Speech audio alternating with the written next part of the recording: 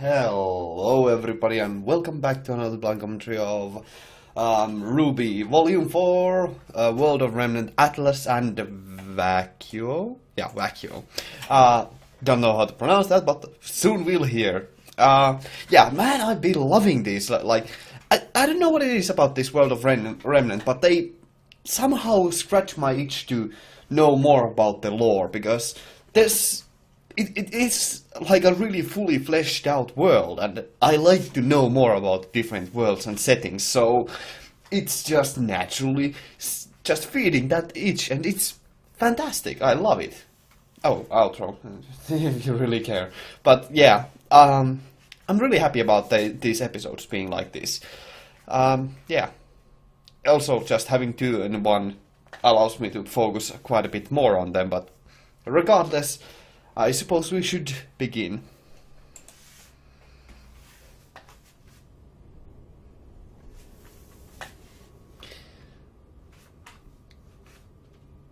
Hi, Crow. Crow? Where are you, buddy? I suppose it's time we talked about the fine people at the top of the world.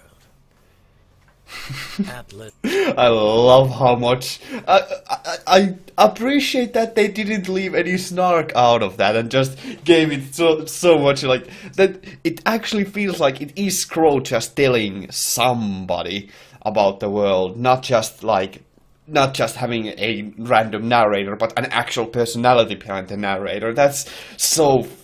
That's good, that's crucial, that's key in my opinion, and that makes it so much more enjoyable. This is Remnant's youngest and arguably most successful kingdom, but it's a bit of a special case. See, interesting. Before the Great War, there was no Atlas. There was Mantle. At some point in time, a group of settlers were crazy enough to venture out into the northernmost continent of Solitas. Oh. I guess when you're that desperate, a frozen hunk of rock doesn't seem like such a bad place to call home. As a matter of fact, the harsh weather conditions proved to be just as useful as the mountain ranges when it came to keeping the creatures of the Remnant at bay. I could see that being really important. Like, they talked about using natural barriers natural forces to protect themselves from the Grim, and that's, I suppose, a harsh winter, a really cold weather would be a really good defense mechanism, even though that would make living quite a bit harder, but it would at the very least be rather protective. So I can see how that could have happened. But that doesn't yet explain why they are so technologically advanced and why they are more technology focused. At least that's the impression I'm getting from them. And why they are, like, it's odd that the young he killed the young ones. Why the young nations usually seem to be so powerful. Like, that's an odd thing that has happened also in our history. So it's just weird how that happens. It also kept the people of Mantle from flourishing. Humanity's got a neat trick up its sleeve, though. Whenever we're faced with a problem, our inclination is to find a solution. Right, and there we have the answer. That crystal thing, that they really haven't addressed that quite a bit, like, at all, almost.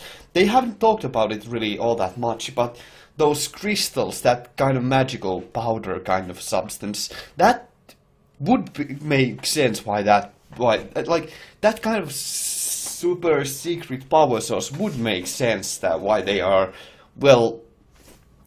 so successful and why they are so technologically advanced.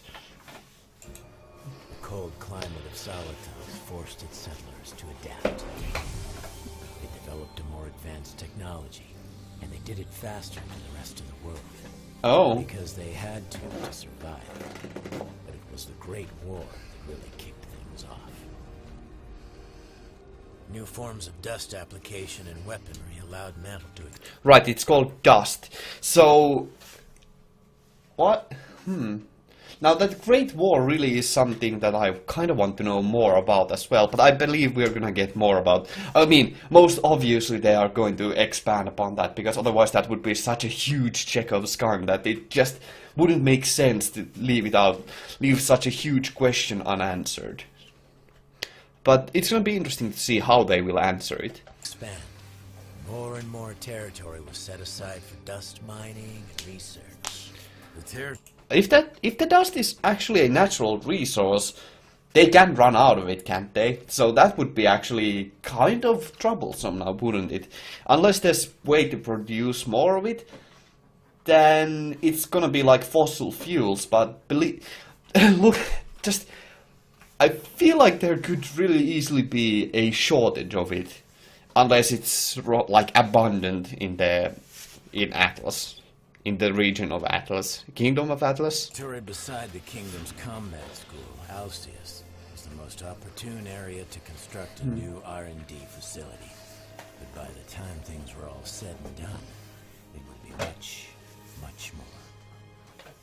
Okay. Alcius was reopened as Atlas after the Great War to house many of the warriors now seeking guidance in an effort to give back to the citizens. Mantle applied Well, that makes sense. of new dust techniques and technologies it had used in the war to beef up the Academy's campus. The school grounds expanded faster than they could have imagined, and even helped to better secure the surrounding areas. It wasn't long before the kingdom's military... That kind of development actually seems rather natural, to have a localized center for both protection, training, research and development and all that. Like, that seems like a natural place for everything to congregate on such a technology focused nation. It would make sense to be for the city center or the center of everything to be like a research center basically. Moved in, then the labs and research facilities, and eventually even residential areas started popping up. In time, it became apparent that the city of Mantle was living in Atlas' shadow. So the decision was made to move the kingdom's capital. Mantle was old news, and the kingdom of Atlas was born. That makes Golden sense. Age of prosperity, they called it. But those left behind in Mantle would probably tell you that it was the coldest winter they ever knew. That's an ominous ending sentence there. I wonder what they mean by that. That raises so many questions. But it's good that it raises questions. Let's continue with Vacuo. Vacuo?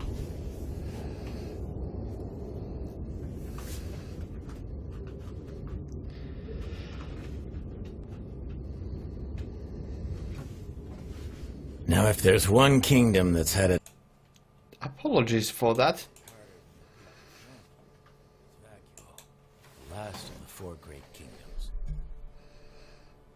The western end of Sanus is a barren and desolate wasteland.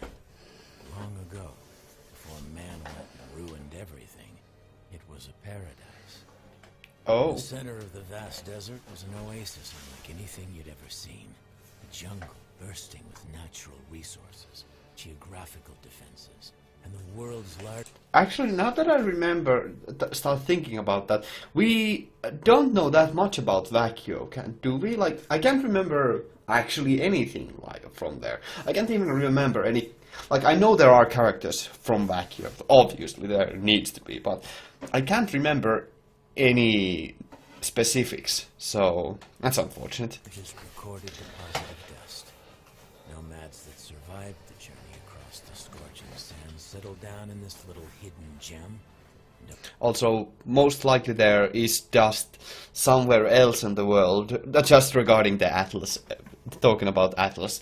I do believe that there might actually be, I suppose, veins of dust elsewhere. Over time, the kingdom of Vacuo thrived. Unfortunately, comfort breeds weakness. While the That's rest of true. Remnant had to learn and adapt in order to survive, Vacuo's ancient society kicked back and lived a life of complacency. But when other, more developed kingdoms set their eyes on everything Vacuo had to offer, its citizens couldn't do anything to stop. Is that Atlas? That also seems... They are vastly outmatched and outarmed there. Just like guns versus just bows and spears. That seems Wow, is Atlas actually the one that attacked them? That would be a rather evil twist on that. Oh, so apparently every kingdom attacked them. Years of human conflict, unrestricted mining, and ecological disasters have changed Vacuo. The paradise that was once there is practically indistinguishable from the surrounding deserts. Citizens live in makeshift homes, uprooting and traveling frequently in response to the fleeting resources and occasional attacks from the creatures of Grand. Okay, so that's what I was expecting, that such heavy use of dust would probably mean that they would have to be moving all the time because they run out of dust, so it's good to have an explanation about that as well. After the Great War, or an example rather, was finally established. By that point, the folks living in Vacuo didn't much care to uphold its laws, making the Shade Academy the only real source of order in the kingdom. But order isn't everything. Vacuo may not be as prim and proper as the other three kingdoms, but it's still standing. And the people there have a mutual respect for one another. See, there's really... That gives actually quite a bit of character to Vacuo, for it being such a... well, I suppose a nasty place to live in. Such a city that's just born, or such a nation that's born out of conflict like that, or embroiled in that was kind of ravaged by conflict. That does certainly give it quite a bit of character, so that's pretty good, that's pretty good. That makes it stand out quite a bit at the very least. Actually makes the... dang, I forgot. The main continent, the... shoot. Really? I can't remember. Honestly, I can't remember. That's unfortunate. Let me just look here. Vale makes Vale look rather plain, because everybody else has such well-defined, well, something personalized. Oh well. only one unspoken rule in Vacuo. If you can survive here, then you're welcome here. Oh, that's actually about the conflict between faunus and humans. That's actually pretty cool. That's a neat little detail to throw in there. That in Vacuo that doesn't matter. So there you have it. Vale, Mistral, Atlas, and Vacuo. You know, Oz would always say that the four kingdoms were a representation of what mankind is capable of when working together. Ever the optimist. We sure could use him now. Oh, that's sad. Huh, okay. Outro, I suppose. So, once again, the World of Remnant episodes, more than anything else, they raise questions about dust quite a bit, because it's such an enigma to me still, like, why it's, like, there are so many, like, of course I can make some educated guesses about how it works and what it exactly is, but I would like some concrete explanations of its uses and, well, it's basically what it is, how it's farmed, how basically where it comes from, and like there's a lot of questions that I have regarding it. However, that's not the point of these episodes, so that's not bad. It's just good that it raises other questions other than just that. And what I really do appreciate is how different the different kingdoms seem, how widely varied they are, and how they are each really heavily personalized and seem really different from one another. Even if Vale seems to be the most plain and doesn't seem to have all that much different going on with it, and it has nothing really special characterizing it, but it still is like on the center of everything, which for a starting kingdom definitely isn't bad for to have the most plainest place. So, don't know, that's just a thing. That's a thing. But yeah, these World of Remnant episodes certainly were quite enjoyable. I really enjoyed them, so it's gonna be interesting to see how the show is gonna go from here, because I have so many expectations for where it can go, and I'm just pumped. I'm really hyped up to see how this goes, because I've missed RWBY, so just that's the thing, and Jean. So it's gonna be cool to see just a new gang formed out of them, and see how everyone is doing and how events have changed them. So next time, hopefully in few days. Let's see how quickly I can record the next episode. We will be starting with Volume 4 proper. As per usual, thank you very, very much for watching. I hope to see you in the future. Have a great day and stay awesome. Gunmu out. Thanks for watching.